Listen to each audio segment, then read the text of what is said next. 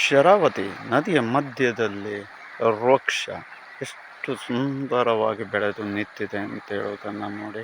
ಆ ಕಡೆಗೆ ನೀರು ಪಾಲಾಗಿ ಹೋಗ್ತಾ ಇರತಕ್ಕಂಥದ್ದು, ಈ ಕಡೆಯಿಂದ ನೋಡಿ ಯಾವ ರೀತಿಯಲ್ಲಿ ಯೋಗದಿಂದ ಹರಿದು ಬರ್ತಾ ಇದೆ ಶರಾವತಿ ಅಂತ ಹೇಳುವುದಾಗಿ.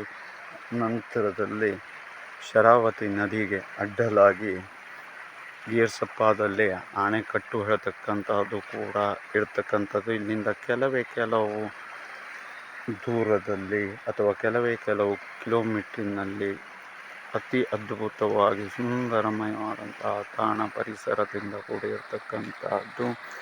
ಮತ್ತು ಶರಾವತಿ ನದಿಯ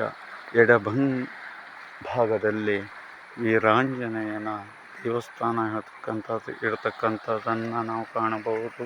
ಮತ್ತು ಈ ಶರಾವತಿ ನದಿ ಹೇಳ್ತಕ್ಕಂಥದ್ದು ಹೊನ್ನಾವರಕ್ಕೆ ಹೋಗಿ ಅಲ್ಲಿ ಸಮುದ್ರವನ್ನು ಸೇರ್ತಕ್ಕಂಥದ್ದು ರುದ್ರ ರಮಣೀಯವಾಗಿ ಹರಿತಕ್ಕಂಥದ್ದನ್ನು ಕಾಣಬಹುದು.